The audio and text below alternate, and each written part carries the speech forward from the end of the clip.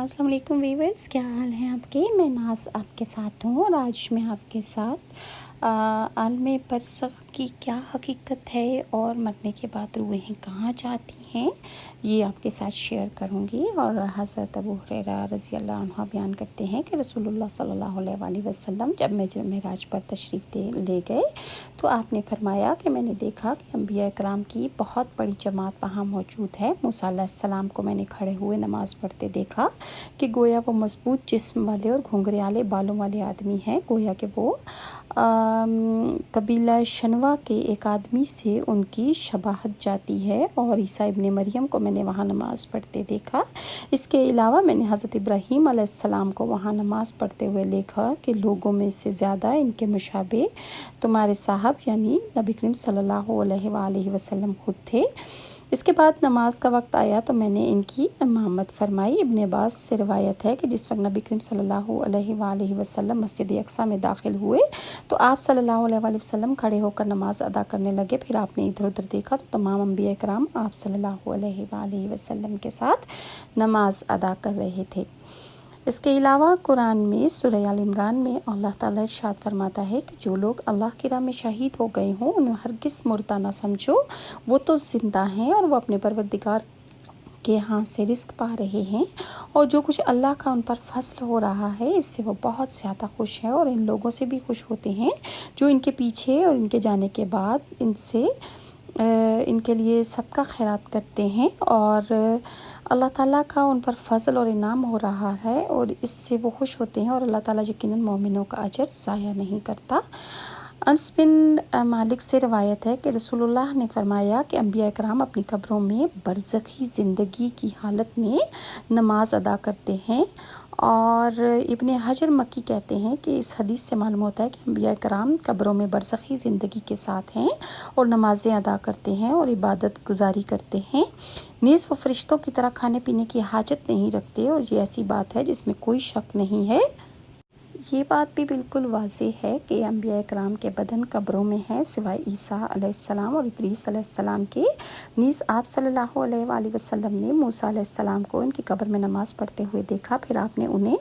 چھٹے آسمان پر حالت نماز میں دیکھا، حالانکہ دونوں کے درمیان فاصلہ بہت زیادہ تھا، تو یہ بدن کے لیے ممکن نہیں ہو سکتا، یہ روح کے لیے ہی ممکن ہے کہ آسمان پر جو حضور صلی اللہ علیہ وآلہ وسلم نے دیکھا وہ حضرت عیسیٰ اور حضرت موسیٰ علیہ السلام کی روح مبارک تھی۔ دنیا اور آخرت کے درمیان ایک اور عالم جس کو برزخ کہتے ہیں، اور مرنے کے بعد اور قیامت سے پہلے تمام جن اور انسانوں کو حسب مراتب اسی میں رہنا ہوتا ہے، اور یہ عالم اس دنیا سے بہت بڑا ہے، اور دنیا کے ساتھ برزخ کو وہی نسبت ہے جو ماں کے پیٹ کے ساتھ دنیا کو ہوتی ہے۔ برزخ میں کسی کو آرام ملتا ہے اور کسی کو تکلیف ملتی ہے، مطلب جیسے انسان کے اعمال ہوتے ہیں تو عالم برزخ میں بھی انسان کو اسی حالت میں رہنا پڑتا ہے۔ ہر شخص کی جتنی زندگی مقرر ہے اس میں نہ زیادتی ہو سکتی ہے نہ کمی، اور جب زندگی کا وقت پورا ہو جاتا ہے تو اس کے بعد حضرت عزرائیل علیہ السلام انسان کی روح قبض کرنے آ جاتے ہیں اور انسان کے جسم سے روح کو آزاد کر دیتے ہیں، اور اس شخص کے داہنے بائیں جہاں تک نگاہ کام کرتی ہے فرشتے دکھائی دیتے ہیں، اور وہ سارے فرشتے حضرت عزرائیل علیہ السلام کے ساتھ آئے ہوتے ہیں۔ مسلمان کے آس پاس رحمت کے فرشتے ہوتے ہیں اور کافر کے دائیں بائیں عذاب کے فرشتے۔ اس وقت ہر شخص اسلام کی حقانیت اور آفتاب سے زیادہ روشن ہو جاتی ہے۔ مرنے کے بعد بھی روح کا تعلق بدن انسان کے ساتھ باقی رہتا ہے، اگرچہ روح بدن سے جدا ہو گئی ہو، مگر بدن پر جو گزرے گی، جو تکلیف اس سے آئے گی وہ روح بھی محسوس کرتی ہے۔ جس طرح دنیا میں ٹھنڈا پانی، خوش خوراک اور اچھی چیزوں کی لذتیں انسان محسوس کرتا ہے تو اس کی روح خوش ہوتی ہے، اسی طرح مرنے کے بعد بھی انسان کو جو جزا سزا ملے گی وہ بھی روح کو اس کی تکلیف یا خوشی اس کی ملتی رہے گی۔ اور مرنے کے بعد مسلمان کی روح حسب مرتبہ مختلف مقاموں میں رہتی ہے، بعض کی قبر پر، بعض کی چاہے زمزم شریف میں، بعض کی آسمان اور زمین کے درمیان حائل رہتی ہے، اور بعض کی روحیں दूसरे या 7वें आसमान तक जाती हैं और बाज़ की आसमानों से भी बुलंद होती हैं, और बाज़ की रूहें ज़ेरे अर्श कंदीलों में और बाज़ की आला इल्लीयीन में रहती हैं, मगर कहीं भी हों अपने जिस्म से उनका ताल्लुक़ बदस्तूर रहता है। जो कोई कब्र पर आए उसे देखती और पहचानती हैं रूहें और उसकी बात भी सुनती हैं, बल्कि रूह का देखना कुर्ब कब्र ही से मखसूस नहीं है। और इसकी मिसाल हदीस में ये फरमाई गई है कि ये एक तायर पहले कफ़स में था, कि जैसे एक परिंदा पहले पिंजरे में होता है और फिर उसे आज़ाद कर दिया जाता है। और इरशाद रब्बानी है कि बेशक पाक जाने जब बदन के इलाकों से जुदा होती हैं तो आलम बाला से जाके मिल जाती हैं और सब कुछ ऐसा देखती सुनती हैं जैसे हाजिर हैं। और एक और जगह अल्लाह ताला का इरशाद है कि जब मुसलमान मरता है और उसकी राह खोल दी जाती है, जहाँ चाहे वो जा सकता है। और काफिरों की खबीस रूहों के बारे में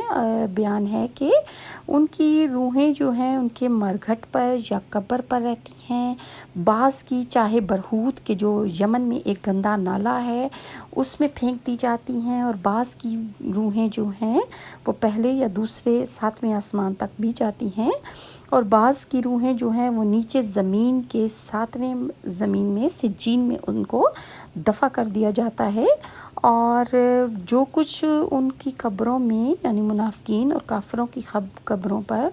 में जो कुछ हो रहा होता है वो की रूहों को भी असरअंदाज करता है, यानी उन्हें अगर अज़ियत दी जाती है तो ये अज़ियत उनकी रूहें भी महसूस करती हैं। ये ख़्याल भी गलत है कि बाज़ लोग जो कहते हैं कि रूह एक जिस्म से निकलकर वो किसी जानवर के जिस्म में चली जाती है या किसी परिंदे के जिस्म में या किसी जिन भूत के जिस्म में, तो ये इसको मानना कुफ़र है और ये गलत है और इस्लाम के मुनाफी है। इसके अलावा बाज़ लोग जो ये कहते हैं कि रूह जो है जिस्म से जुदा हो गई है और रूह मर गई है, तो रूह नहीं मरती। इंसान का जिस्म जो है उससे रूह निकल जाती है तो वो बेजान हो जाता है और इंसान मुर्दा कहलाता है। और जब मुर्दे को भी कब्र में दफन करते हैं उस वक्त मुर्दे में रूह को वापस लौटाया जाता है और कब्र जो है वो उसको दबाती है। अगर वो मुसलमान की रूह है तो उसको कब्र प्यार से दबाती है, जैसे माँ अपने बच्चे को प्यार से चिमटा लेती है, और अगर वो किसी मुनाफिक की रूह है तो उसकी पसलियाँ कब्र तोड़ देती है। इसी तरह जो भी जज़ा और सज़ा कब्र में मिलती है वो रूह महसूस करती है, और रूहें मरने के बाद आलम बरज़ख में बंद कर दी जाती हैं, ना कि किसी और चीज़ में मुंतकिल कर दी जाए। अगर आपको मेरी ये वीडियोस अच्छी लगती हैं तो लाइक और सब्सक्राइब ज़रूर कीजिएगा, और अगर आप किसी टॉपिक पर सुनना चाहते हैं वजाहत तो इंशाल्लाह मुझसे ज़रूर शेयर करें। और नेक्स्ट वीडियो तक के लिए नाज़ को इजाज़त दीजिए। अल्लाह हाफ़िज़।